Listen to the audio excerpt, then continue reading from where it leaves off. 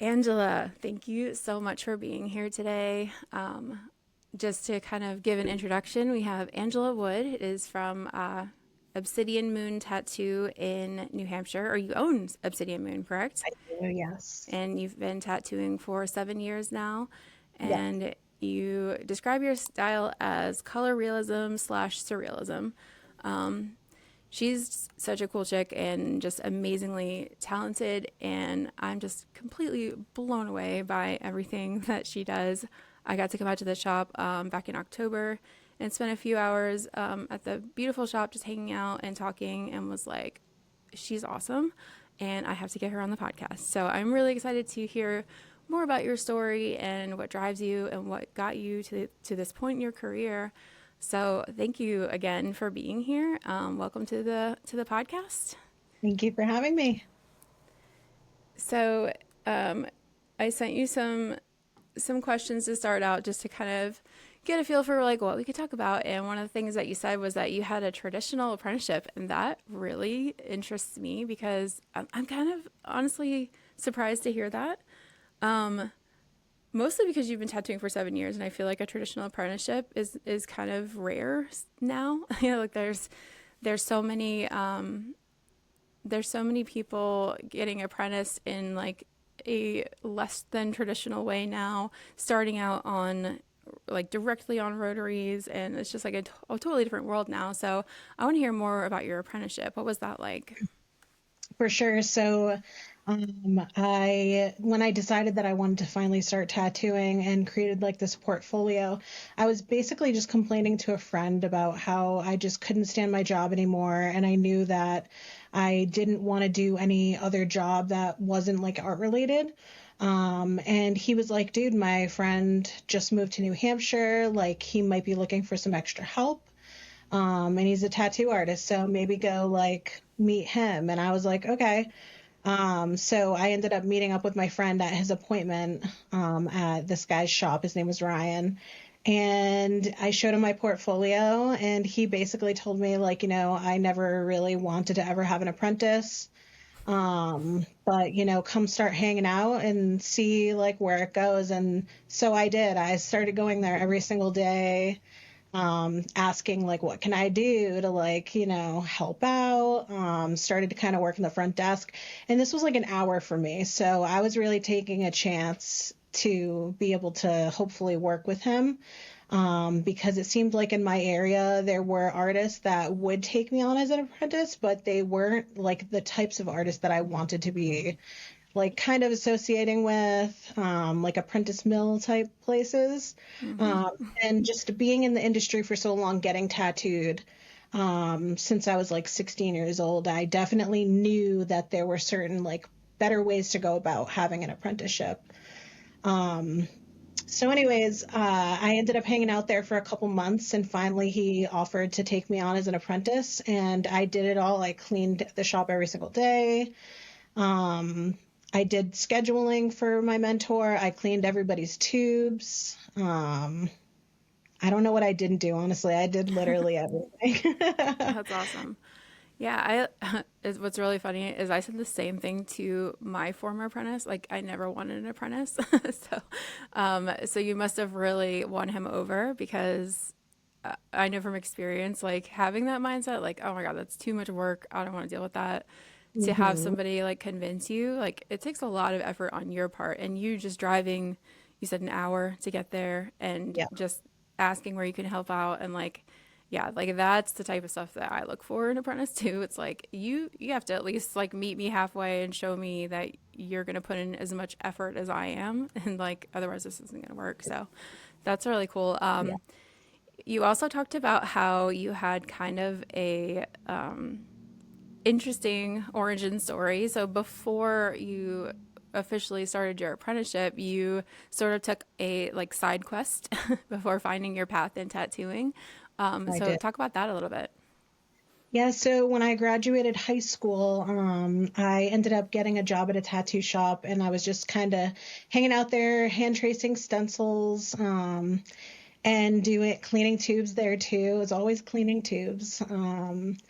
And I liked being there and I had a lot of fun, but the guy kind of wasn't really, again, one of those people that I didn't really think was like going to be the best mentor for me. So I ended up going to art school and I got my degree in sculpture. And I did that for a good couple of years in between getting tattooed and just like kind of working on my art, and building up my skills. And then we there were a couple times where I had opportunities to kind of like tattoo somebody like in a living room or something like that. And I tattooed my husband on somebody's couch like back in the day, knew like it was so bad. I was like, I really shouldn't be doing this, but they were like, you're an artist, like you can do it. So, I did it. And right after that, my husband bought me everything I needed on top of the machine that I already had from like my first like apprenticeship situation. Oh, I love Bought that. me stencil paper and all this Amazon stuff. And he was like, yeah, so when are you going to tattoo me again? And I was like, if I'm going to really do this, like I need to make sure I'm doing it the right way. And this was, again, even way before I even had the idea of like, should I apprentice again? This was like right after college. So I refused. I just absolutely wouldn't use the tools. I had them, but I just decided like I needed to do it the right way. Yeah, that's good. Yeah. Let me back up for a minute. Why sculpture? Why was that the choice? Honestly, I think mostly due to like my professors during like critiques and things like that. I had to take like every single type of art and I loved it. I've dabbled in literally everything you can imagine. I'm sure you have too, like as an Yeah. artist. Like I just have my hands in literally everything. And so taking sculpture classes, I guess they kind of saw me more as a three-dimensional artist. And they just really encouraged me to go into sculpture. So I kind of just listened to them and that's exactly why. That's I really think cool. I wanted to go for painting. Yeah. Yeah. I feel like that's what I would have assumed was that you did something with that, but that's really cool that you did sculpture. I really we we do these well, I won't say we do. We used to do these monthly art events like we would get together and learn like a new medium or whatever and Awesome. it was so fun. But doing like clay sculpting was surprisingly like so satisfying, but I feel like it's so different than what we Hmm. do every single day and like drawing on paper. I feel like there's I don't know that there's been a day ever in my life since I've started drawing that I didn't draw. So that's just like it's just like a daily thing, you know? So but For picking up clay sure. and sculpting, that's totally outside the box, but Right, for sure. And I yeah, didn't do a lot of like clay stuff. My sculpture was definitely more on like it was on a different side. I was doing a lot of sewing. I did a lot of welding, like cool. armatures and things like that, to kind of like, anchor space for all the fabric that I was sewing and things like that. So I was doing a lot of crazy stuff, installation sculpture. I just like to really immerse myself in whatever like art I decide to kind of focus on. Yeah, that's awesome. I love that. So how did you end up landing on the current style that you do for your like color realism genre? So right before I got my apprenticeship, I started getting a lot of like full color, like surrealism style tattoos. And previous to that, I don't really know. I know that it was like a possibility because growing up, I was like reading tattoo magazines and seeing like all of the awesome styles and realism that was like possible. My mentor definitely wasn't into that and told me, I've done it and it doesn't last and blah, blah, blah. So he kind of discouraged that a lot, even though I like went into it knowing like I can draw realism. Um, so I would hope to be able to tattoo realism. So, I just kind of ignored what my mentor was saying about that. I took his advice, like, traditionally, like line work and things like that. And yeah, it kind of always was a goal to be able to do this like really full color, vibrant tattoos that I mean, I have on myself, Hmm. um, and just kind of do it a little more my way, I guess so. I definitely recognize those traditional elements in your work. So there's a lot of realism out there where, because I've been tattooing for 21 years. So I grew up with that opinion, forced on me that you can't do that because it's not going to hold up. Hmm. But however, there is a way to do it where it will hold up, and you are doing it. And like I can recognize it. There's definitely people out there that are not doing it where I'm like, that's definitely, like that's going to be gone in 5 years. The 100%. disappearing tattoos, I like to call them. But yours, they're solid. You have that high contrast. You have that black, like, holding it together. And I think that's what impresses me so much about your work is that it's fucking good. It's so fucking good, but it's also like technically good, and it's going to look good in the future. That's I think that's what I'm most impressed about with your work. I appreciate that so much, honestly. Like, contrast is the number one important thing to me. And that was drilled into my head by tattooers. And I mean, my professors, obviously, their art school is like all about contrast and things like that. But my mentors in general, like who I surrounded myself with, they were like, the most important thing is contrast. Like, obviously, try to match a color, but it's more important to have the contrast than anything. So that's definitely something that I pay a lot of attention to. So I appreciate that being noticed. Yeah. Um, for realism artists, I know that you guys get a lot of shit for people saying like that you don't draw, that you're just copying a picture. But if you've ever done it, like in a way, like you have to understand lights and shadows, like regardless, because you can't just like take two pictures and put them together and their light sources are in different directions and like the Right. color is reflecting off of this thing in like a different way. Like it does take drawing skill. Like have you had people say that to you before, and how do you feel about that? I mean, not directly to me, thankfully. I feel like that would be so like upsetting, but definitely like reading comments on other people's pages, reading comments on Reddit, things like that. You're kind of going to see people that don't really know what they're talking about anyways. But it is so offensive to me because I feel like I do spend so much time drawing. Like I might not draw this like rose from scratch, but I am taking a photo and making it capable of being a tattoo that's going to like last. So it does involve a lot of like reshading, repainting, changing the shapes of petals and adding leaves and all that. So I do spend so much extra time just kind of working on these designs and making sure that they're not only going to like last well as a tattoo, but they're going to flow on the body, and not just be a bunch of random placed like flowers or whatever the design is. Yeah, I definitely see that in your work as well as with the placement. You were working on a giant rose on the side of the dude's neck when I came up to visit you, and Yes. yeah, and the placement of it was super cool, like the way where the petals landed on like around his jawline and stuff like that. Like that, you can't just like stick like a random image on there and make it fit like that. That takes some work. One of the things that you said in the email was doing things that scare you is necessary for growth and development, and I love that, and I live that every day as well.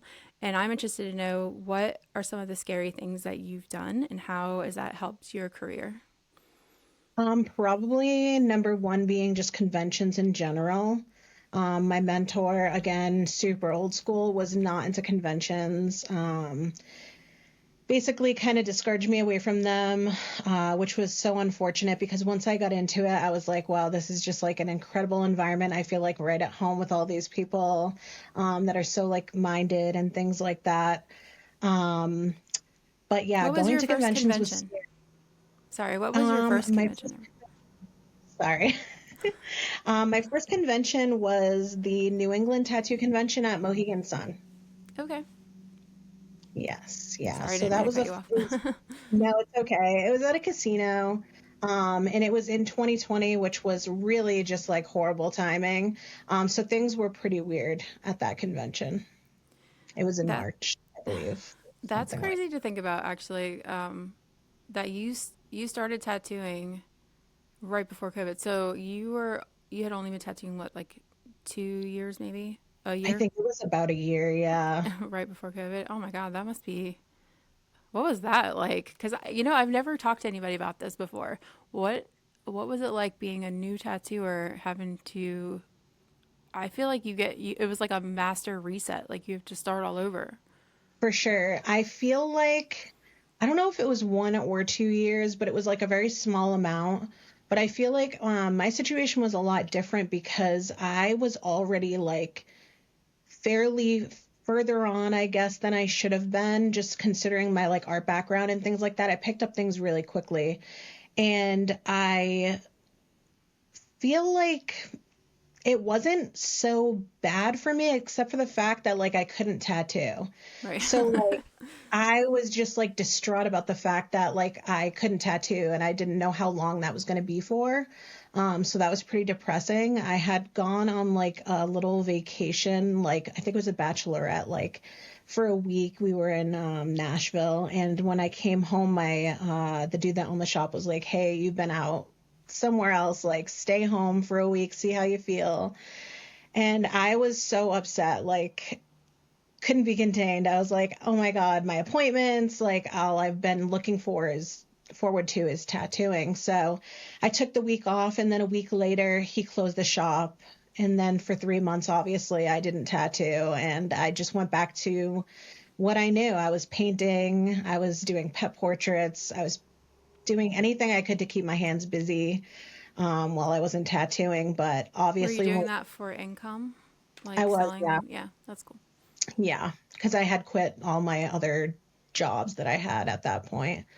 Um, so yeah, I kind of stayed at home for 3 months, made designs that I wanted to tattoo. Like eventually, when the shop opened back up, and when the shop opened back up, I got so busy that I ended up having to close my books for the first time. Wow. A year Yes, in. That's crazy. it was So absolutely wild. I wild. mean, yeah, that's my, former apprentice. She was the same way. I think in the first year, she's like, I don't ever want to be one of those artists that closes my books. And a year later, she's like drowning. I'm like, dude, like you Literally, I was have working to. like 7 days a week, which was amazing. I love tattooing. So for me, I was like, this isn't work. It's just like fun every day, and I love it so much. But it turned into like getting burnt out and having to Yeah. like take a step back. Yeah. So you come back from COVID and then you're super booked out and you decide I'm also going to add a convention in here. How d- Well, the convention was before COVID. Okay, so you had already It's planned. right Okay. before. Yeah, Gotcha. I believe. From what I remember, it was like right before COVID. Okay. I was like, Yeah, that sounds like some shit I would do. it was wild. It was an awesome convention though. I got tattoo of the day that Friday, which was pretty sick. Oh, you did. That's awesome. Yeah. Hell yeah. And did you just recently win Tattoo of the Day at Hell City? Yes, it was a collab, me and Andre tattooing. Yeah. Oh my God. You and Andre, like what a fucking power team right there. You guys are both fucking insanely talented. So was that your first time doing a collab with him? Or you've done them before, No, right? we've done a couple collabs. He's probably like the person that I've collabed with most Okay. of everybody. We just work so well together. We do a lot of the same conventions, and people who like his work typically like my work, and vice versa. So it works out really well for us when booking those That's awesome. And you have another one coming up with him in Philly, right? in Philly. Yes. Hell yeah. Do you already know what you're going to be doing? Or do I you draw the design and then sell it or you get the client and then This one, we had people submit ideas, Oh, cool. but I think they're just kind of going with whatever we want to do. I think Andre wants to do like a super neo traditional, like lady face type thing, like holding a flower maybe. Shocking. But we haven't nailed it down yet. Awesome. That sounds cool. I'm going to have to check. What day is that at Philly? Friday. Damn it. I'm not going to be there Friday. I was going to come by Are you and gonna see be it. there? I I was going to work well, first of all, I was going to go snowboarding with my kids and they decided that they don't want to skip school to go snowboarding and I don't actually know how we're related. But fucking nerds. Yeah. So they ruined my trip. So I'm ending my snowboarding trip early, and I was gonna come work Philly, but I couldn't find anybody to booth with. So I'm just gonna Yeah. come down and hang out, and then go snowboarding with like Mark and Clean and like Nice. make another snowboarding trip. But yeah, I'm gonna come hang out like think Saturday and Sunday at the convention at least. Great. So I'll have to come find you and say hi. But Yes, please. I'll be in the fusion booth. It'll be easy to find me. Okay, awesome. So I'm assuming that they are one of your sponsors then, Fusion. Yes, they That's so are. cool. So how does that work? How do you get sponsored? Honestly, She people asks for ask me herself. this all the time. And for me, like it's just basically been like using that one product and just kind of tagging them, and hoping that they'll notice me. That's pretty much all I've done. I've never like messaged a company and been like, oh my God, I'd love to get sponsored by you. But that's another one of those kind of scary things that I had to do was kind of like go up to the Fusion booth at like a convention and be like, hey, I need to buy like this ink. And like for me, like I've been following Fusion since I don't know, probably before I even started tattooing.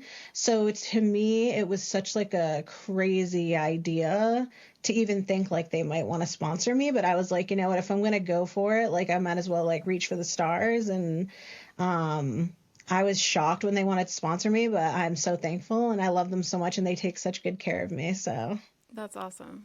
So you just have to get to the point where you're just like undeniably good and they have to acknowledge you. I guess that's the plan.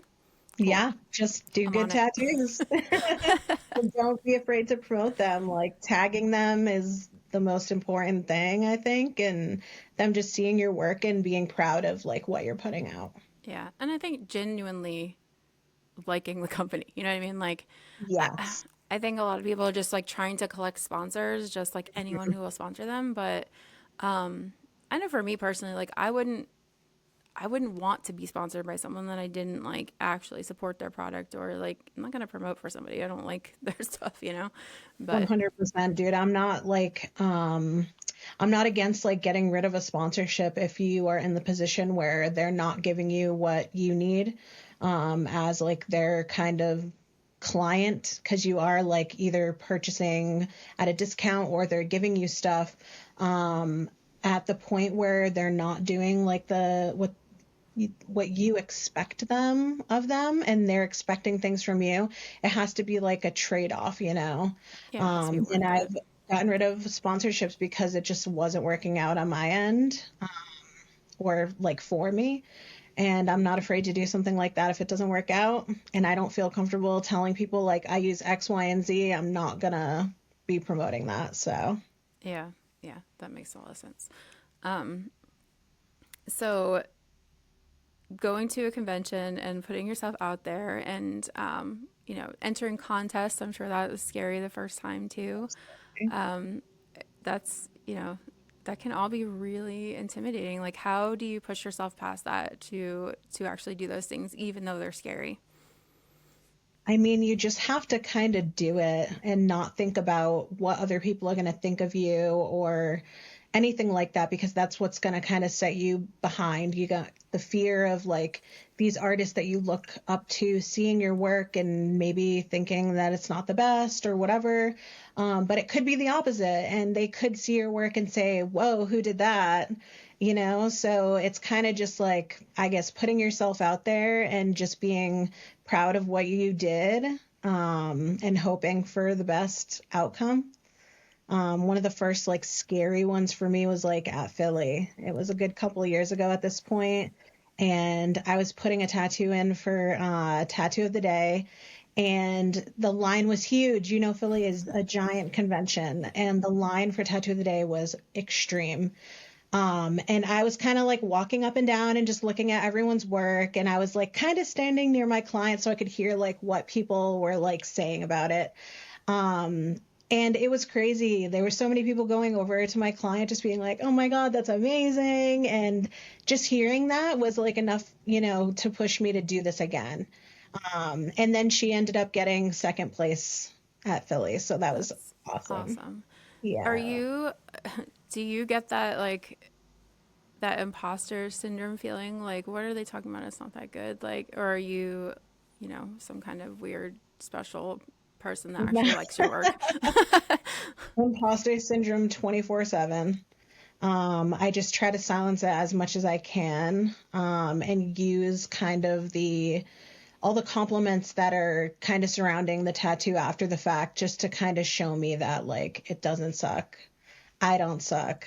but I know that I can be better. And I think that's what I've been telling myself, like, since day one. Like, I don't care how good I am now. I know that I can be better, and just always pushing toward being better and never, hitting a cap. What is something that you struggle with now? Is there something that you're working on that you wish you could do better or Yeah, for sure. Like composition, I think that's my number one thing that I've been trying to work on. Just looking at what's it called? Like the musculature of the body and trying to, like finding you the know, flow of the different shapes? Yeah. exactly. Like I can of course like tattoo a rose and just kind of slap it on there, but it's so important to me that, it's going in a good direction and that there's stuff around it giving it movement so it just doesn't look so static. I think a lot of realism tattoos can just look super just like pasted on, and I'm trying so hard to find ways to make it look a little more light and airy and just kind of have a little more flow going on just to like level it up more. Yeah. What kind of so what do you do when you're trying to learn something new or, challenge yourself to get better at this thing? Like, are you seeking out like mentors or advice from others, or are you studying? Like, how are you going at that? Honestly, I'm doing it all. I definitely reach out to my friends who are super amazing tattooers. Like Evan Olin gives me advice a lot. I am constantly texting him, asking him for advice on, business, design, like anything. He's been such an amazing mentor for me. Reading books, like Reinventing the Tattoo. That's one that I've been kind of looking into right now when it comes to like composition of the body and things like that. It also just makes me feel like I'm back in art school, and I like love that the way that it's like kind of organized and things. My Just, entire apprenticeship was based off of that book. oh my gosh, I love that. Yeah, that's funny. Like I feel like there's been like a resurgence of it lately. I keep hearing people mention it because I mean the stuff that it's in that book is like it's timeless. You know what I mean? Like It's it's amazing it's information. yeah, that's And awesome. I mean, my mentor had the book when I was an apprentice, and I kind of glossed through it, but I just didn't have the experience to fully kind of grasp like everything that I was reading. So recently I found a copy online, and I've just been reading it from front to back, just kind of trying to take it all in and hopefully be able to utilize it a little better now that I'm like further on in my career. Yeah, that's awesome. And seminars, of course. I take seminars when I can. What seminars have you taken in the past? I've done the Explorer seminars, and I've also done the Texas Tattoo Educational. That was a long time ago, like right when Okay, I I haven't first heard of that started. one. Yeah, so mostly Explorer. That's where, well, I don't know if that was my first one, but I did a lot of the Explorer like conferences. I think Mhm. I did 7 of them in a row. Wow. And it was like a lot of the same information. And I realized like I need to actually use this information before I go to another one of these. Like For I'm sure, for just sure. collecting information, doing nothing with it at this point. So, um, Just lots of notes in your iPad, just pages. It's never hard to go reading them back to that again. stuff because sometimes like you write stuff down and it makes sense in the moment, and then you go back and you're just like, what was I writing? Yeah, and when I'm in there, like in the conference, like watching, there's people all around me, and they're like typing and typing, and I'm like, ugh, like fucking nerds like typing in their computer, and I go back to read my handwriting, and I'm like, what the fuck? Like Yeah, they were right, they were right. I take it back. I'm But more of a handwritten girl myself, so yeah, well, for me, like I feel like if I hand write it, I commit it to memory. same. If I type it, I'm not retaining that. No. I don't know what it is There's about it, something but about writing the letters. It like goes through your arm and into your brain instead yeah, of like that's what typing. it is. It's Same direct thing. connection to the brain. So, and you just opened your books up yesterday, right? I did, How's yeah. that? Did you Honestly, get bombarded? it's definitely got like about the same amount as I did last time, which was 2 years ago. So I feel like that's really good considering like the state of tattooing right now. Yeah, that's awesome. So, Yeah. how do you plan to? How do you do your booking? Do you like book everyone that submits, or you pick the ones that you really like? tell you list I of feel like things? I still haven't really figured out like the best way to do it. Like how many applications should I take? Considering how long, a sleeve is going to take me, it's like so hard to say. So at this point, I'm just kind of going through them all, marking which ones that I want to do and the ones that just aren't in my kind of realm at this point. And then we go through with my assistant and she kind of like contacts the ones that I do want to work with. And then we figure out kind of how we're going to start with that. And then the people that we don't end up working with, we always send to somebody local or local to them to kind of get them set up with like the right person for the job. That's awesome. I love that. We do that also. So it's not a dead end, you know? Like, I hate telling Yeah. people no and then not offering some kind of Oh my solution for God, them, of you course know? I want to like support my friends. Like I know my friends around or kind of like, especially my shop mates, like if there's something that's going to fit them better, like of course I'm going to send it straight to them first. And then if it doesn't work out at my shop, I'll always just send them to like another friend. Yeah, that's awesome. So are you planning to be booked out 2 years again? Or, I really hope not. I want to be able to open my books like more often.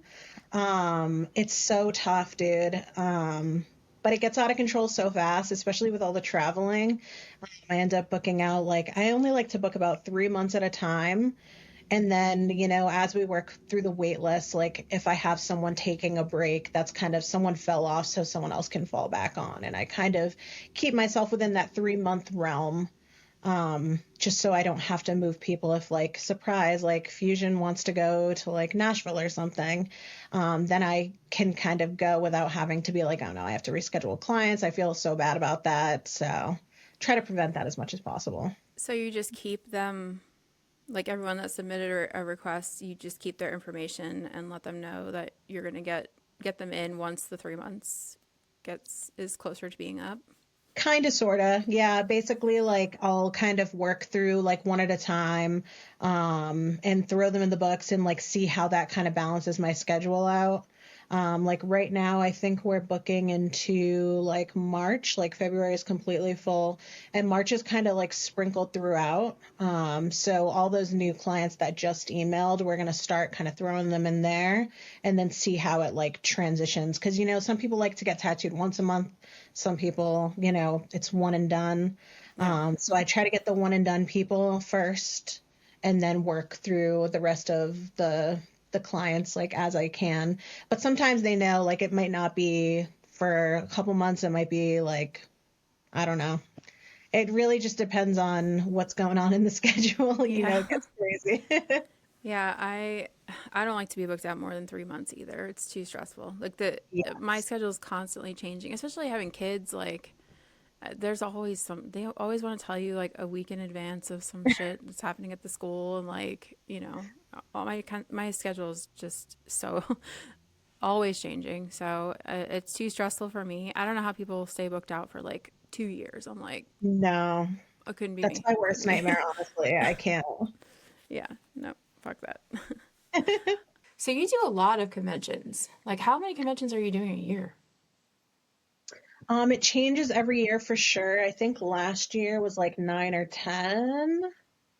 I think we hit about 9 or 10 last year, and that was definitely a lot for me.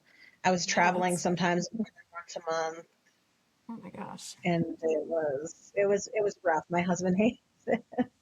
Does he go with you for all of them? No, we have two dogs and two cats and like a whole homestead. So for him to like leave to come to a convention is just like a lot. And then he gets so bored so easily.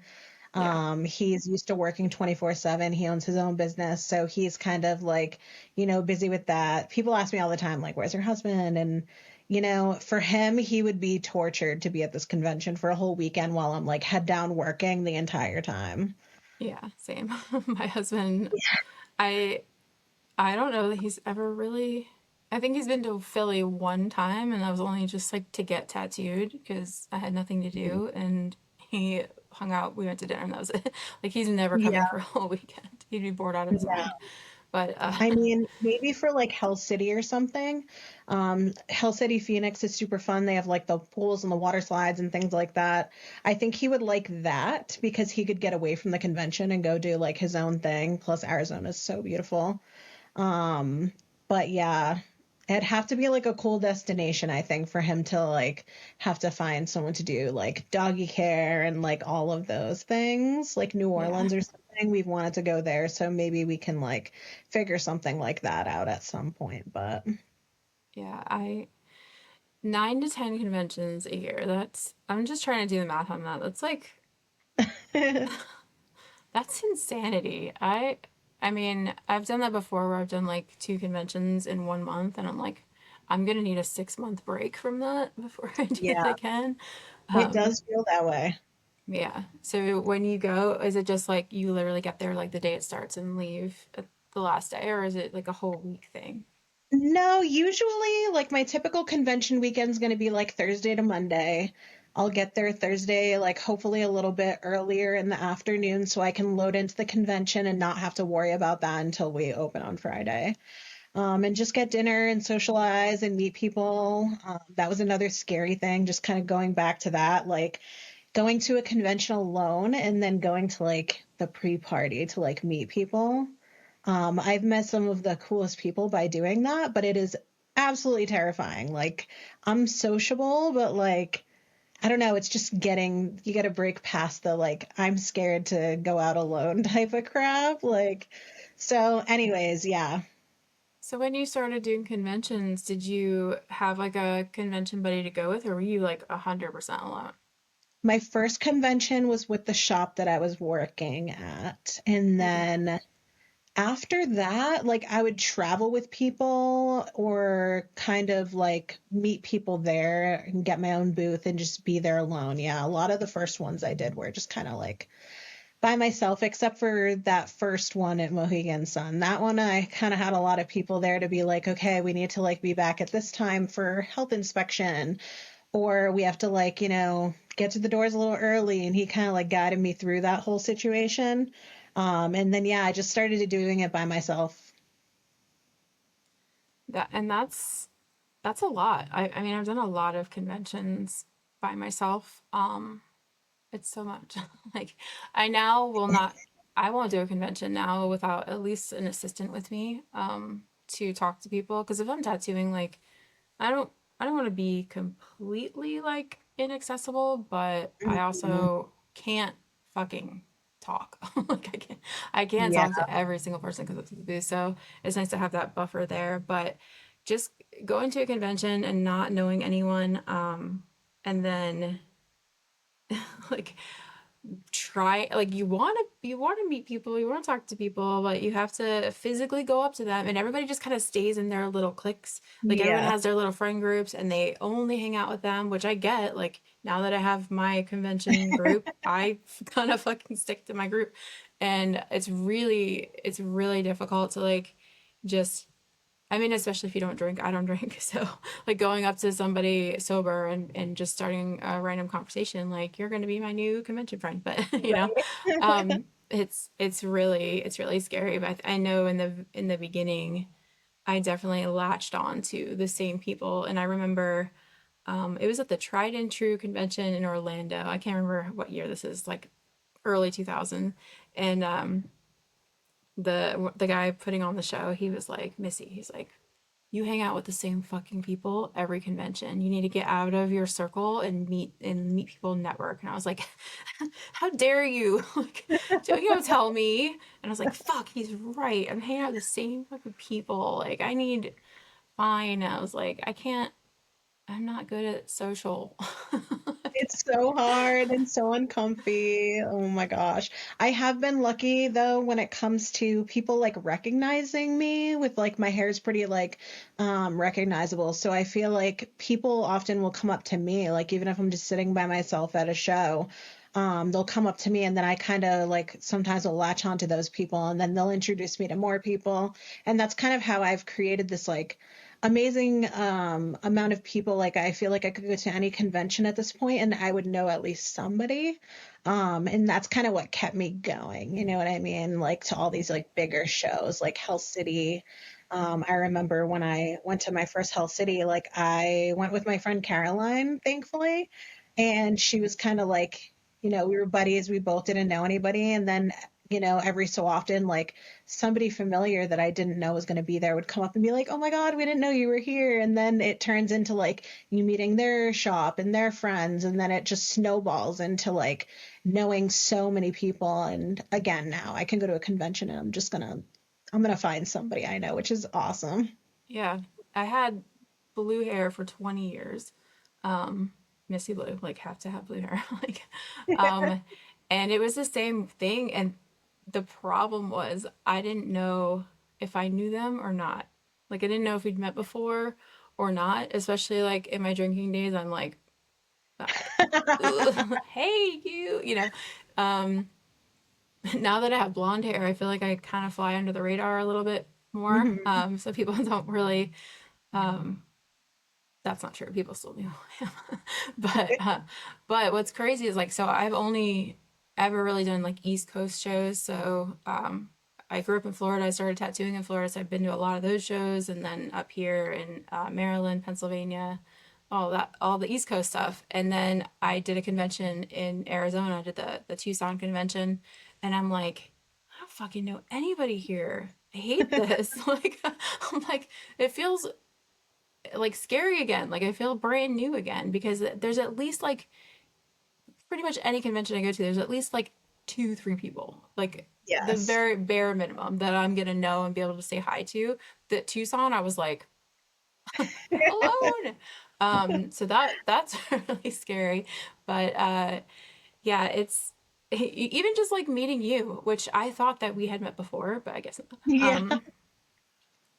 I do that sometimes where I'm like I just decide that someone's gonna be my friend and I'm just gonna make them be my friend. And I was like, I like her, she looks cool, I'm gonna talk to her. And so I just kind of like forced myself into your shop and into a Did. conversation. So, I've seen your work so much, like my entire time tattooing. So, oh like, really? Yeah, I do. I was like, I'm gonna just, and to me that's like that's scary to be like I'm gonna come to your shop and like obviously like that's your home, you're comfortable there, you have like your crew that you work with, your clients, whatever, and I'm going to come in and be a stranger in this place where I'm outnumbered. And like that stuff to me is scary, where I like or just like going to do a guest spot at a shop like that to me where I'm outnumbered is like the worst Mhm. part of it. But I purposely do that. I like will intentionally be like the first time I think of like the thought pops into my head, I'm immediately like, oof, that's scary. I'm like, fuck it, we have to do it now because I just acknowledge that it's scary. So I guess that's the next thing on the to do list. So, Hell yeah. but I mean, just doing that, just I would say over the last 2 years, my career, my business, everything has just like exploded because of that.